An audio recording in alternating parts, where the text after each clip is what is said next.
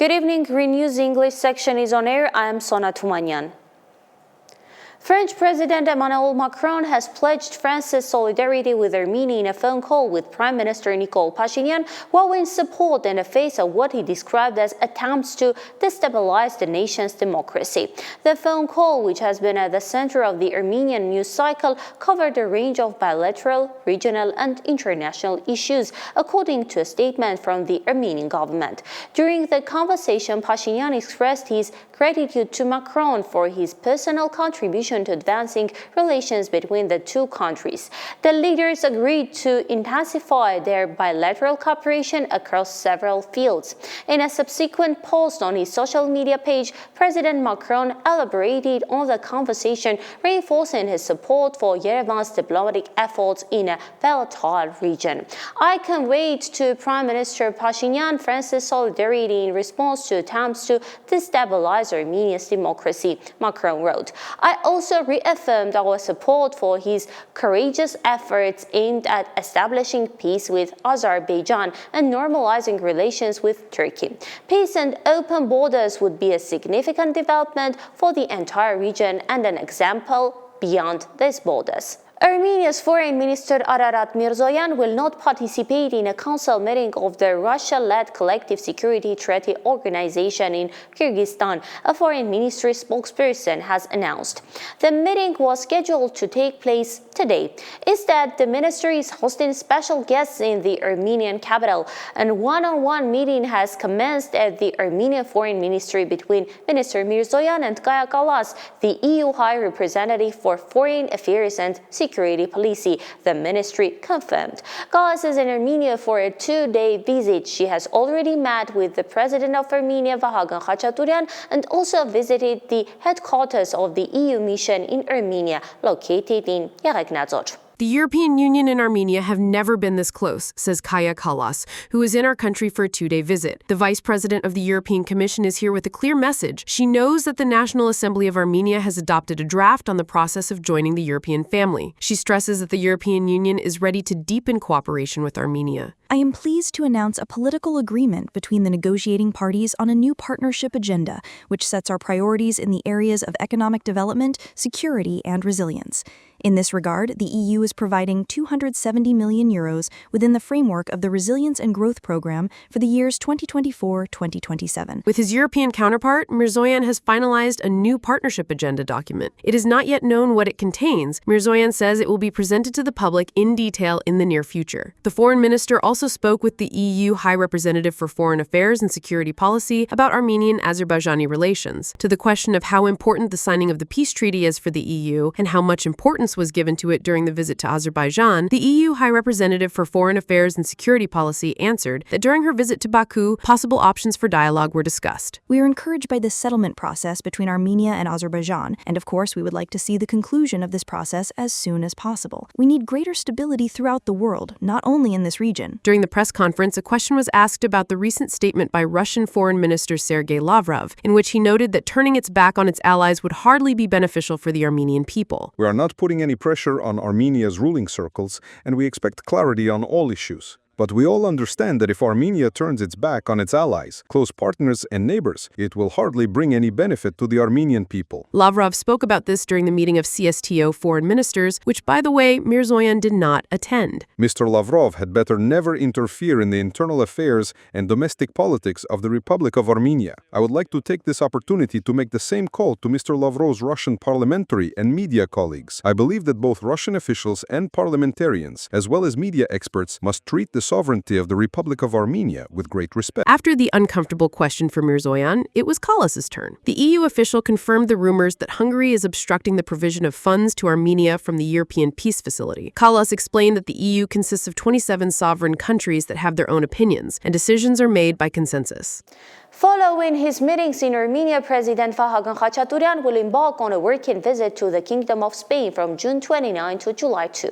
The president is scheduled to participate in the UN Global Conference on Financing for Development, which will be held in Seville, his office announced. During the conference, President Khachaturian is stated to deliver a speech. The visit will also include meetings with foreign counterparts, according to the statement from the presidential administration. Arrests are continuing in Armenia amid ongoing political tensions, with a prominent cleric, Archbishop Mikhail Ajapanyan, being transferred to a National Security Service detention center. Meanwhile, Armenian Prime Minister Nikol Pashinyan began the new work week with another social media post. Pashinyan wrote, "All the married priests of the Armenian Apostolic Holy Church are my brothers, because they deceive neither the people nor God. Of course, they are not flawless, but I myself am even more so not flawless.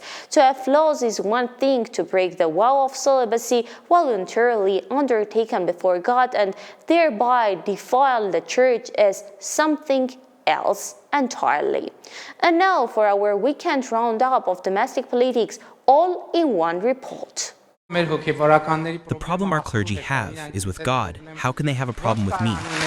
What problem could there be between God and the clergy? Nikol Pashinyan has taken it upon himself to clarify, and today he once again asked the Catholicos, has he broken his vow of celibacy and does he have a child? This time, Pashinyan addressed the Catholicos with the formal you, although in previous posts he uninhibitedly used the informal you. All the married priests of the Armenian Apostolic Holy Church are my brothers, because they do not deceive the people or God. Of course they are not flawless, but I myself am even less flawless. To have flaws is one thing. To violate the vow of celibacy voluntarily undertaken before God and thus defile the church is a completely different thing. The Prime Minister has injected Christian love into his vocabulary, having said on Saturday, "Let's not swear on the internet anymore, at least until July 5th. According to many users, it was Meta's owner Mark Zuckerberg who set Pashinyan on the true path by blocking one of his previous publications. The Facebook passion subsided after a court decided to detain Archbishop Mikhail Ajapanyan and, according to his lawyers, hold him in the Yerevan Kentron Penitentiary.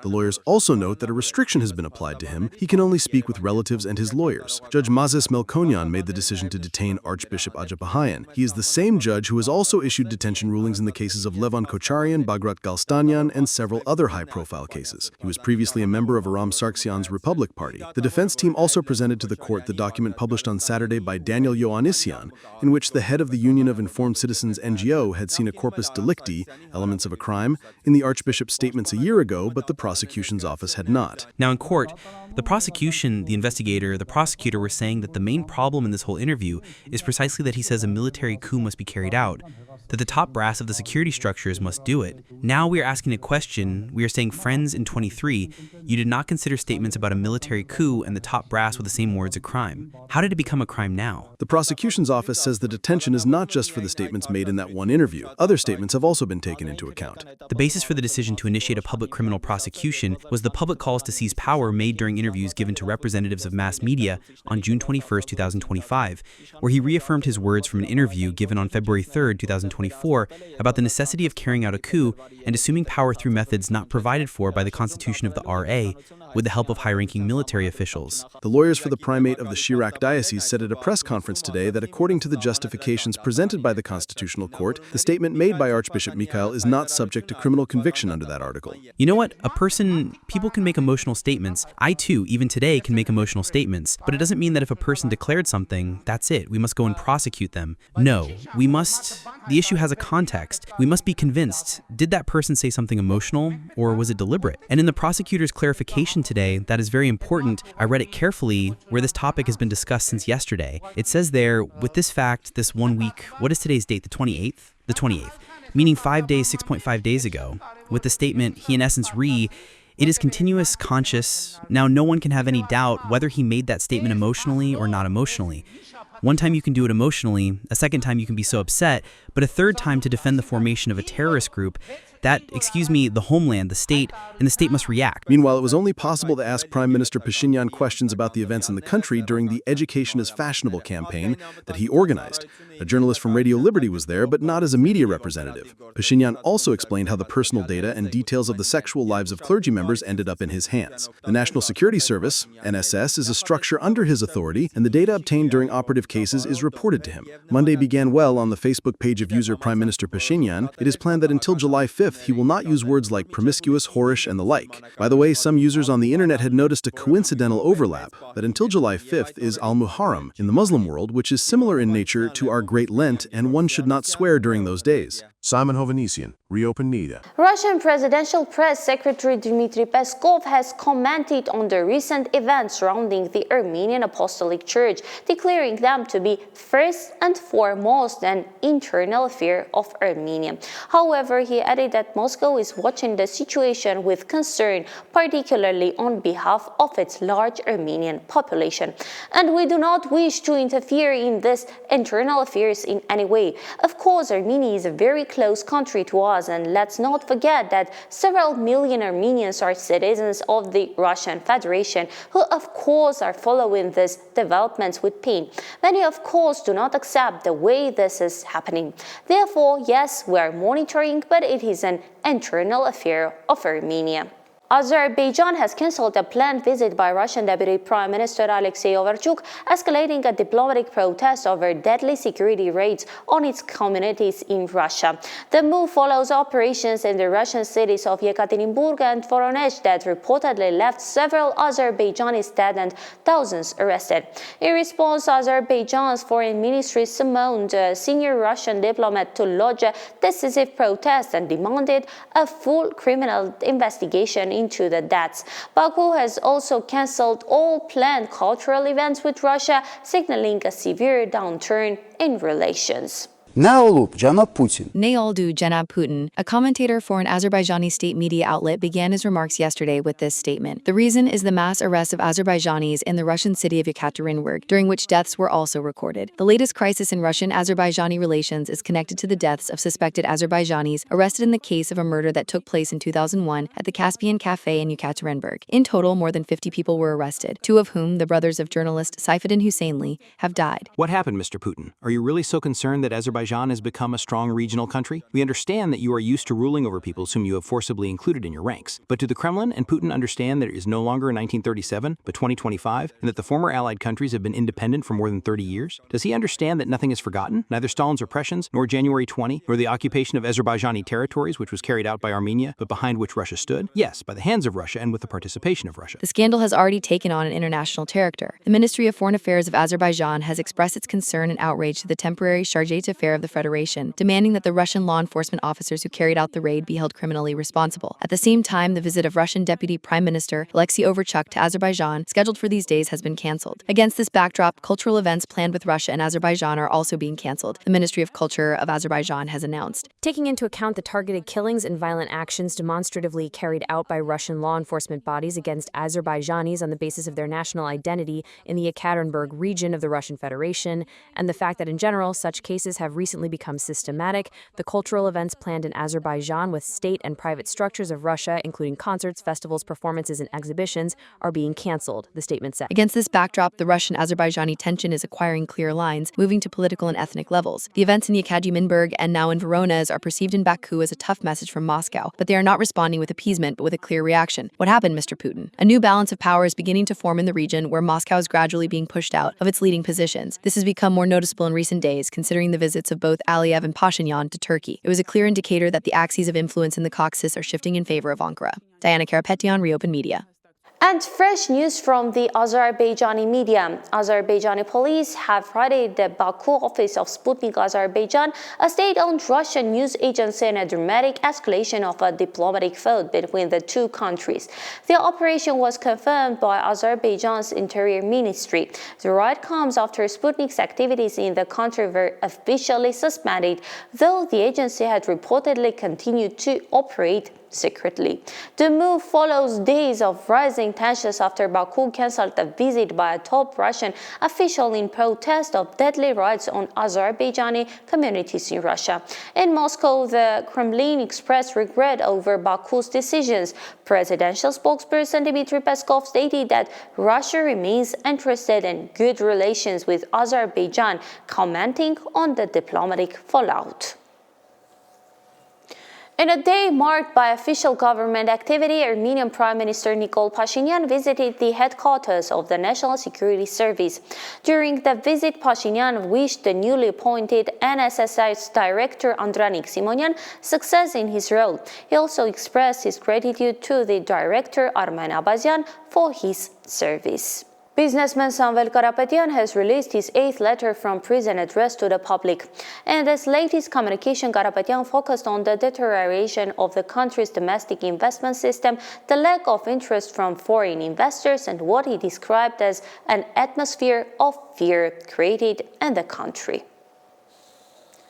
Diplomatic tensions are flaring between Azerbaijan and Iran after Baku's foreign ministry reacted to comments made by Tehran's ambassador in Armenia, Mehdi Sobhani. The Azerbaijani foreign ministry said it decisively rejects the ambassador's statements regarding the concept of Western Azerbaijan. Expressing outrage, the ministry called the diplomat's words a manipulative interpretation that was false, dangerous, and designed to satisfy Armenia's needs. Baku's statement further accused the ambassador of a deliberate attempt to sour relations between the two neighboring countries. The ambassador's regular and systematic provocative statements against Azerbaijan are aimed at disrupting relations between Azerbaijan and Iran, the ministry statement read.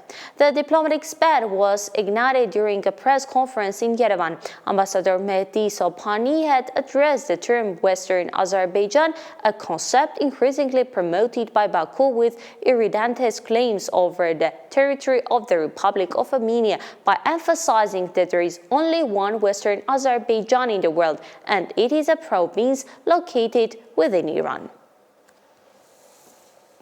As the U.S. president makes headlines again, a new interview reveals how the supposedly invincible Fordo facility was compromised thanks to the United States. Let's watch a segment from the interview. Do you think that the Iran regime hid some of the enriched uranium before the strikes? No. You mean, did they take it out of the deep one? No. Because you were pretty clear you can't have a weapon, you're going to have to come to the talk, something's going to happen. I don't think they did. No, I think, first of all, it's very hard to do. It's very dangerous to do. It's very heavy, very, very heavy. It's a very hard thing to do. Plus, we didn't give them much notice because they didn't know we were coming until just, then. And nobody thought we'd go after that site because everybody said that site is impenetrable. Because I saw reports that there were 400 kilograms, 800 pounds that they moved. Yeah. But I wonder if it's traceable. I mean, if they were to have moved They didn't move anything. They didn't move anything. You know what they moved? Themselves. They were all trying to live. They didn't move anything. Meanwhile, Iran's Supreme Leader Ali Khamenei continues to respond to the United States, again in the form of a social media post. He wrote, "The U.S. president's words about what happened were an exaggeration under which another truth was hidden. They could do nothing and tried to cover up the truth." In stark contrast to the hotline rhetoric from Ayatollah Khamenei, a different statement has emerged from the United States indicating Washington is prepared to cancel sanctions against Iran. The development comes as Iranian officials have expressed interest in the negotiations with the U.S., but are awaiting approval from the country's supreme leader, Ayatollah Ali Khamenei, reports the Jerusalem Post. The offer of sanctions relief was articulated by President Donald Trump. "One of the things I discussed is the possibility of canceling sanctions for countries like Iran if they behave properly, so that they can sell oil and do the things they are supposed to do," Donald Trump had stated. Iran will no longer permit the head of the International Atomic Energy Agency, Rafael Grossi, to access its nuclear facilities, according to a report from the Mehr news agency. The decision also reportedly extends to holding all video surveillance that was previously conducted by the IAEA at the monitored sites. Back to the U.S., two of America's most influential business figures are making major headlines on U.S. policy.